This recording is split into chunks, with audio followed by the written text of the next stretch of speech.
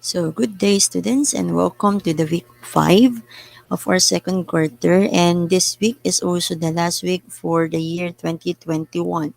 And for this week's discussion or lessons, we will be dealing with our mock number 10, which is to recognize the general classes and uses of organic compounds. So, to start, here are the lesson objectives.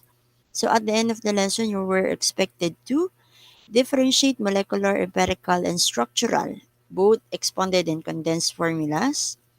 And then differentiate alkenes, and alkynes based on the presence of bonds in their physical properties. So for today's discussion, we will be discussing one organic compound, which is hydrocarbons. So from the name itself, when you say hydrocarbons, it is a kind of organic compound or a kind of a compound wherein it consists of mostly carbon and hydrogen. From the word itself, hydrocarbon, it consists of atoms of hydrogen and carbon.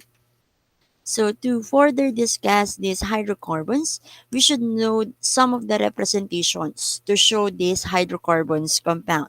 So hydrocarbons or different compounds, we can see them they can be represented by different forms or different formulas. First of them is the molecular formula. So this is the kind of representation of carbons wherein it shows the number of atoms of each element present in a specific compound. So, para kay molecular formula, ito yung ito yung pag-represent ng isang compound, pagpapakita ng isang compound kung saan ang makikita lang natin dito ay yung symbol ng isang element na present dun sa compound at saka yung number kung ilang element yung meron doon sa isang compound. Next one is expanded structural formula. So this kind of representation shows all the bonding, connecting all the atoms in a compound. So, para kay expanded structural formula, pinapakita dito yung connection ng one atom ng a specific element to another atom of another element. So, dito makikita kung ano yung or ilang bonding yung present sa bawat isang element. Next is the condensed. This one is the short term for expanded. So, siya yung mas pinasimple pa. So, in condensed structural formula, it shows the atom or the connections of atom or the bonding of atoms, but they omit some of the bonding. So, dahil nga mas pinasimple, sinimplified, sa expanded, so some of the bonding ng ibang element ay hindi na pinapakita kay condense. More specifically, yung bonding ni hydrogen to carbon. Hindi na, some of the bonding hindi pinakikita kay condensed structural formula. Later on, I will give an example. Then, skeleton formula. So, from the word self, carbon skeleton. So, it shows only the connection or bonding of one carbon atom to another carbon atom. So, on this kind of representation, hindi na pinapakita yung connection ni carbon to other element. But instead, ang pinakikita lang is the connection of carbon or the connection of the functional group to another functional group or to another carbon. Then last is the line formula. For line formula, it only shows atoms joined by lines representing single or multiple bonds. So, on this kind of representation, ang pinapakita lang is yung number ng bonding.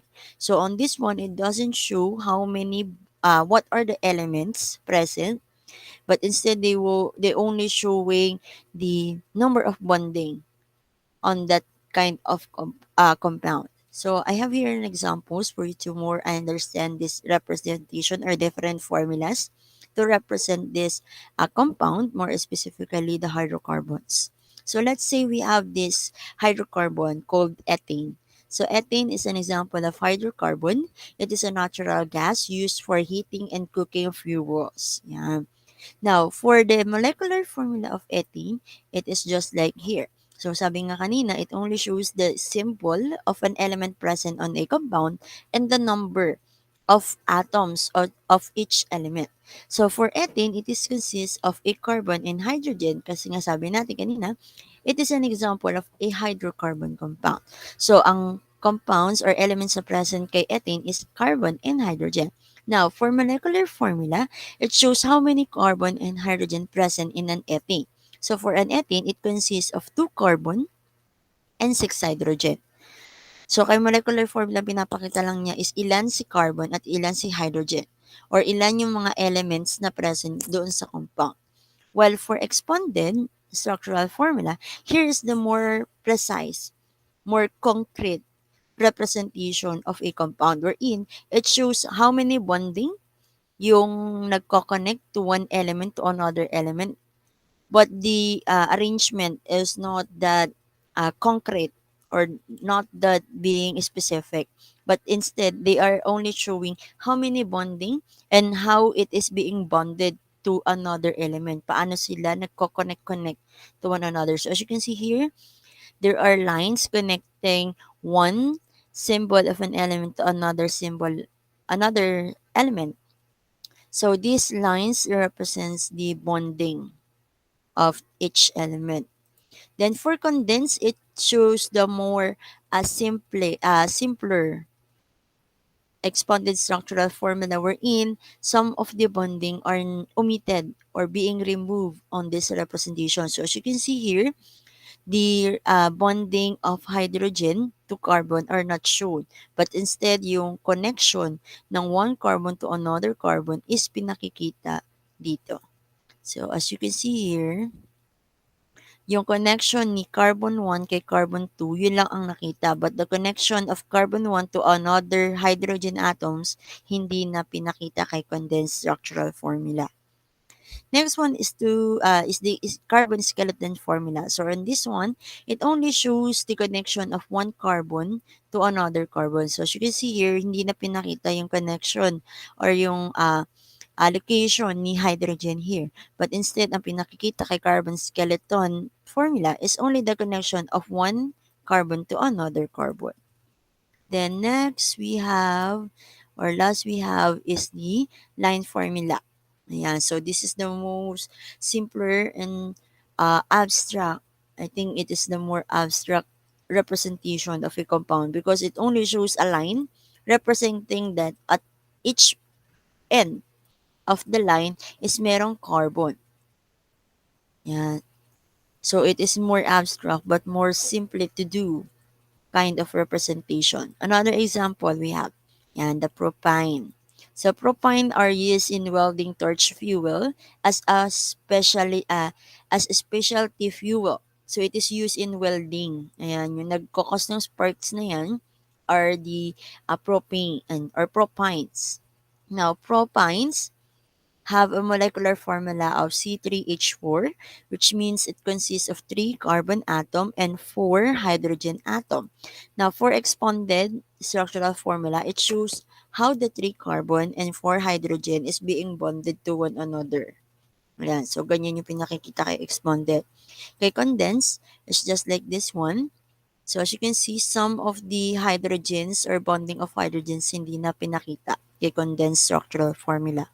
Next one is the carbon skeleton formula. So here, let's just being show how one carbon or carbon 1 is bonded to carbon 2, carbon 2 is bonded to carbon 3.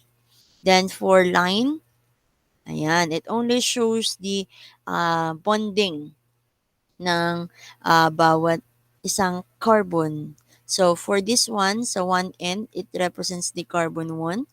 Sa end ng line na to is carbon 2. Then at the end here, carbon 3. So it shows that on bonding of carbon 2 and carbon 3, there are multiple bonds, which is triple bond. That is why it is being represented by 3 lines. So that's how you show different formulas. Now let's have here a checkpoint wherein I will show some questions that we will answer. Ayan. So one is the molecular formula of this compound. So when we see molecular formula, it only shows the symbol of an element present in a compound and the number of each element or each atom. So for this one, it is consists of a carbon and hydrogen, as you can see here. So if it shows hydrogen and carbon, how many carbon and how many hydrogen is present? So we need to calculate it. So for this representation, it consists of 4 carbon and 6 hydrogen. So in total, or for us to get the molecular formula of this compound, we will add the number of carbon and the hydrogen. So same with their element symbol. So we have here C4H6 for the molecular formula of this compound, wherein it consists of 4 carbon and 6 hydrogen. Another question: when is the condensed formula of the compound given this molecular formula? So we have here the molecular formula C2H2. So I have here is the choices that we need to choose the correct answer. So which of them is the correct condensed formula of C2H2? So let's have an elimination of these options. So for letter E, it is not a condensed formula, but instead it is an expanded structural formula. So as you can see here, all the bonding ng carbon and hydrogen is pinapakita. So it means that it is an expanded. Yan, expanded siya. So hindi correct answer si letter E. Next, letter B. Letter B is a condensed formula pero it doesn't show two carbon and two hydrogen, but instead it shows three carbon and a total of four hydrogen. So hindi din siya correct. Letter D, it shows two carbon, but instead of having two hydrogen, ang meron kay letter D is six hydrogen. So letter D is also wrong. So the correct answer is letter C, wherein it shows that this compound is consists of two carbon and two hydrogen, and between the carbon element may three bonding na na-form, or may triple bond na na-form. So now, what is a hydrocarbon? So hydrocarbons are organic compounds consisting primarily of carbons and hydrogen atoms. So here are some of the examples of hydrogen compounds. We have the ethane, that is used for fuels. We have ethene, which is used or can trigger the ripening of a fruit, yung pagiging hinog ng isang prutas. So, it is a compound kung saan ginagamit siya para mas mabilis yung paghinog ng isang prutas. Then, we have the ethyne, used in welding torch. Yan, yung kanina binigyan natin one of the example. 'Di ba? Yung propane. So, ethane is also used in welding. Siya yung nagkakos ng heat to melt some of the metals. So, having the following kinds or examples of hydrocarbons, we will observe that some hydrocarbons shows only single bonds between carbon. As you can see here, kay ethane, single bond lang siya. Meaning to say, one line lang ang makikita natin between the bonding of carbons. Kay ethene, this one, we can observe that there are two lines to represent double bonding. Kay ethyne, it shows three lines to represent triple bonding. So hydrocarbons can be, or it can shows the bonding of carbon wherein it contains only single bonding. It could also have double bond or triple bond.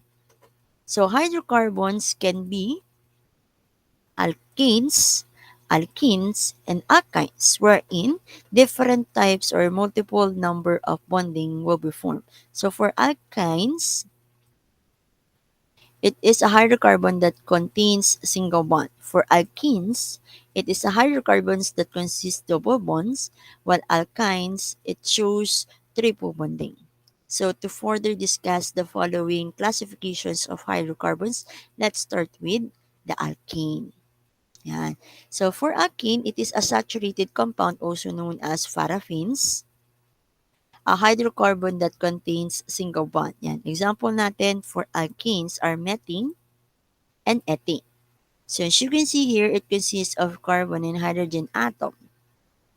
So these alkenes shows single bonding between carbon. So as you can see here, yung connection ng bawat carbon kay ethene is one line lang to represent single bond. So alkanes, to name the alkanes, suffix A and E is used. So when we say suffix, it is a letters that is put at the end of the word to represent certain classifications. So for alkenes, ginamit si A and E para ma-identify na yung compound na yun is an example of alkenes. Now, I have here an example on how we will name the uh, alkenes. So first, we will identify the prefixes. When we say prefixes, yan naman yung inilalagay at the start or beginning of the word. So these prefixes gives the number or identifies the number of carbon present in a compound. So kung ang compound ay merong 1 carbon, ang gagamitin yung prefix ay met. Kung merong 2 carbons, ang gagamitin na prefix are et. Kapag 3 prop, pag 4 bod or bud, pag 5 pent, 6 hex, 7 hep, 8 oct, 9 non, and 10 deca, and so on. Napakarami pa niyan. But for now, we will use only 10. So how we will name alkene using these prefixes and using the suffix a and e. So let's say we have this kind of alkene. So as you can see here, it shows only single bond or one line connecting one carbon to another carbon. Take note na ang titingnan lang is yung connection or bonding ng isang carbon to another carbon. So on that case, ang at sila ay merong single bond, double bond, or triple bond. So for this kind of compound, we only have one line to represent single bond. So now, how we will name this compound? First, identify the number of carbon and use the prefix. So on this compound, ang bilang ng carbon natin is 2. So ang prefix na gagamitin natin is et. Yan. Then dahil siya ay single bond and under siya kay alkene, ang gagamitin nating suffix or yung letters na ilalagay natin at the end of this name is A and E to represent that this is an alkene. So we will add A and E, and this compound name is ethane. Another example. How about this one? So first, count the number of carbon. So as you can see here, first, meron tayong one line lang in between carbons. So it means that this compound is a single bond. So it is an example of alkene. Now, count the number of carbon. Here, we have 4. So, ang prefix na gagamitin kung meron kang 4 carbon ay bot or bud. So, we will write bud. And then, use the suffix A and E para ma-identify na ito ay example ng alkane. So, we will have or we will add A and E, and the name of this compound is butane. Yan. So, alkenes can be expressed in a general formula which is CnH2n plus 2. So it means that for every number of or for every carbon, there is a specific number of hydrogen present. So para madali nating ma-identify kung ang isang compound ba or kung ilan ang hydrogen ng isang compound, we will use this general formula. So for alkenes, ito ang general formula niya. Cn, so N means how many number of carbon, ilan ang carbon na present sa isang compound.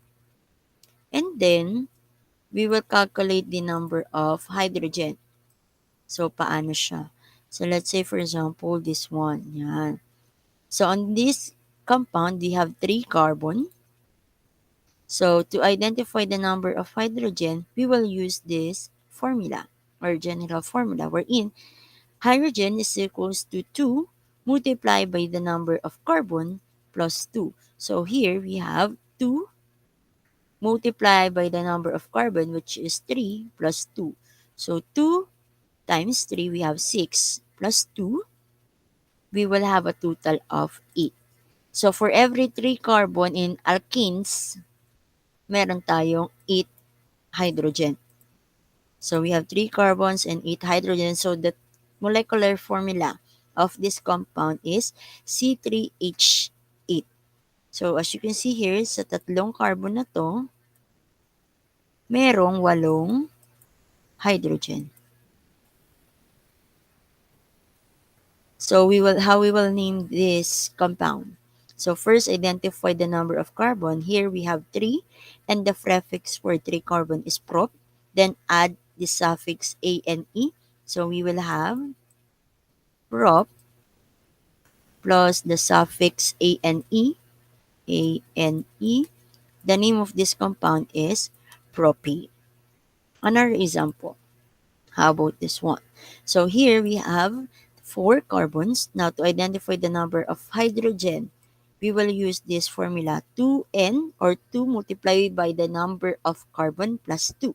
So we have here 2 multiplied by 4, which is the number of carbon, plus 2, which is 8, plus 2, we have 10. So for every 4 carbon in a alkenes, we will have 10 hydrogens. Ayan. So the molecular formula of this compound is C4H10. So as you can see here, we have 4 carbon and 10 hydrogens. Now for alkenes, this one is an unsaturated compound, also known as olefins, and it contains double bond. So how we will have, or we will observe this double bond. So I have here an example, propene and ethene. So as you can see here, some of the carbon have a bonding of double, or double bond, have 2 bondings or double bonds. Yan. It doesn't mean na lahat ng carbon is double bonding. As long as merong double bond, or 1 or 2 of this carbon present in a compound have 2 bondings or double bond, they are alkene. Yan. So example is propene and ethene. So this alkene, to name these alkenes, we will use the suffix ene. So same with alkanes, we will use, or we will name these compounds as alkenes using ene for the suffix. So paano siya? So let's say for example, we have this compound. So first, count the number of carbon. Ilan ang carbon na present dito sa compound? So for this one, we have 5. So the prefix for 5 carbon is pent. Ayan. So, pent. Ayan. Then, dahil ito ay double bonding, so as you can see here, yung bonding ni carbon 3 and 4, meron silang double bond. So, this is an alkene. So, to name the alkene, we will use suffix ene. So, we will add the pent with suffix ene, and the name of this compound is pentene. Another example. Yan. So, as you can see here, we have 3 carbons. So, the prefix na gagamitin para sa tatlong carbon ay prop. Yan. So, dahil meron siyang double bond between carbon 2 and 3, we will use the suffix ene. So, we will add the prop with ene, and the name of this compound is propene. Now, although all the alkenes have this general formula wherein we will identify the number of hydrogen for a specific number of carbon. So, we have here CnH2n. So, paano yan? So, let's say we have here a compound having 3 carbons. So, how many hydrogen we will have? All we have to do is to multiply this number of carbon into 2. Kasi nga, di ba, 2 multiplied by n is the number of carbon. So we will have 6. 2 multiplied by 3, which is the number of carbon, we will have 6. So the chemical formula for this compound is C3H6. So paano siya? Ganito. So as you can see here, we have double bonding between carbon 2 and 3, and we have 3 carbons and 6 hydrogen. Another example. Yan. So we have 2 carbons. So to get the number of hydrogen, we will multiply these 2 carbons into 2. So 2 times 2, we have 4. So the molecular formula of this compound is C2H4. So paano yan? We have this one. So as you can see here, meron double bonding, and we have 4 hydrogens. Now, to name this compound, we will use the prefix et, kasi et is the prefix use for two carbons. So and then we will use E and E to represent that they have double bond or they are example of alkenes. So we will have E and E. So this compound is an example of ethene. Now for alkynes, so this one is an unsaturated compound, also known as acetylenes, and they have triple bonding or triple bonds represented by three lines. So here are the examples. Yan, the ethyne and the propine or butane. That is butane kasi 4. But. Yan. So ethyne and butane. So these alkynes is named by adding the prefix for a specific number of carbon with a suffix Y and E. So, paano yan? So, let's name this compound. So, first, identify the number of carbon. So, on this compound, we have 2. So, the prefix for this compound is et kasi nga meron siyang 2 carbon. Yan. So, we will use the prefix et. Now, dahil meron triple bonding, so it is an example of alkynes. So, alkynes, we will use Y and E to represent yung compounds na alkyne. So, we will just add Y and E. So, the name of this compound is ethyne. Another example. Yan. So, first, count the number of carbons. So, on this compound, we have 4. And the prefix for 4 carbon is but. So, we will write but to represent the 4 carbons. Now, dahil meron triple bonding between carbon 2 and 3, we will use the suffix Y and E to represent that they have triple bond or they are an example of alkynes. Yan. So, this compound is a butane. Now, alkynes have a general formula of CnH2n minus 2. So, to use this general formula, we can identify the number of hydrogen for a specific number of carbon. So, I have here an example. Yan. So, we have 2 carbon. How many hydrogen ang meron kapag meron tayong 2 carbons in a alkynes compound? So, remember, alkynes is a triple bond hydrocarbon. That's why we have here 3 lines to represent the triple bonding. Ayan. So, we have 2 carbons. To get the hydrogen, we need to multiply the number of carbon into 2, then subtract it into 2. So, we have here 2 multiplied by 2, which is the number of carbon, minus 2. So, we have 2 times 2, 4 minus 2, we have 2. So, the molecular formula of this compound is C2H2. So, paano yan? Ganyan. Now, let's name this compound. So, we have 2 carbons, so we will use the prefix et and we will add the suffix Y and E to represent that they are alkynes or they have triple bonding. So, this compound is ethyne. Another example, yan, 3 carbons. So, we have 3 carbons. So, to identify the number of hydrogen, 2 multiplied by 3 carbons minus 2, we have 6 minus 2 or 4. So, for every 3 carbons in alkynes, we have 4 hydrogens. So, here is the 4 hydrogens. Yeah. So, let's name this compound. So, the prefix for 3 carbon is prop. Then, we will add the suffix Y and E to represent that they have triple bonding between carbon 1 and 2. So, this compound is propane.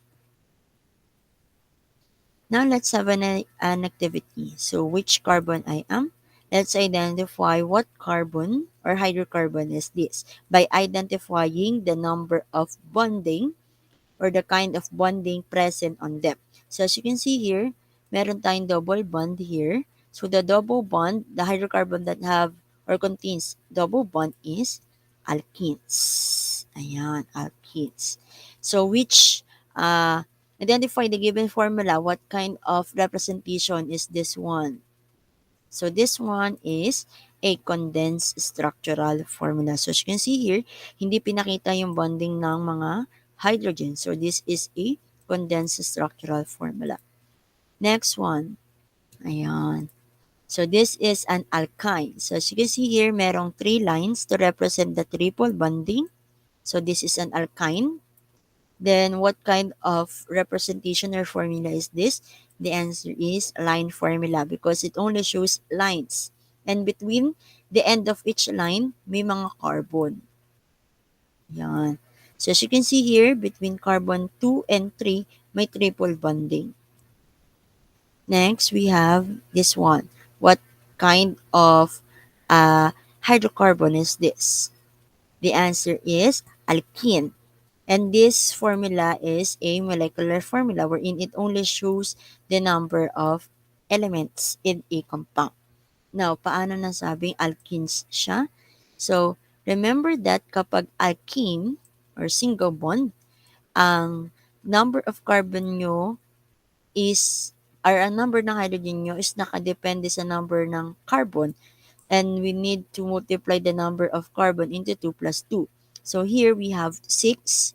So kung siya ay alkanes, kung siya ay single bond, we will use this formula. So kung siya ay single bond, may 6 carbon tayo. So times 2, we have 12 plus 2, we will have dapat kung siya ay alkanes or single bond, we will have 14 pero 12 lang siya. So hindi siya alkanes. Now kapag alkenes, carbon times 2. So we have 6 times 2. So we have 12. That's why we considered it as a alkenes. So 6 times 2 lang siya. So equals 12. Kapag alkynes naman, yan, minus 2. So, kung meron tayong 6 times 2 minus 2, we will have a total of 10. So, between these three, ang may tama na sagot is si alkenes. That's why it is an example of alkenes. Yun lang ang tatandaan. The general formula for you to identify if the molecular formula of a given compound is alkanes, alkenes, or alkynes. Now, let's compare. So, I have here the different words. So, we need to identify if the following words is a description for alkenes, alkenes, and alkynes. So, the number of bonding. So, for alkenes, remember that alkenes have single bond. Alkenes have double bond, while alkynes have triple bonds. In terms of general formula, the general formula for alkenes are CnH2n plus 2. Para naman kay alkenes, times 2 lang siya. So, CnH2. For alkynes, minus 2. So, CnH2n minus 2. In terms of suffix, ang tatandaan yung 3 last letters ng different kinds of hydrocarbons. So, for alkanes, ANE. For alkenes, ENE. For alkynes, YNE. Now, for the following examples, ang titignan lang po is yung suffix, yung dulong 3 letters. So, as you can see here, the example of alkenes are nonane. The example of alkene is ethene, and the example of alkynes is octane. So remember the following data for the classifications of hydrocarbons. Now, for your task activity today, answer the module 5, activity 5.2, which hydrocarbon I am, on page 23. You can now proceed to your activity. For questions, you can message me. So thank you very much, grade 9 students.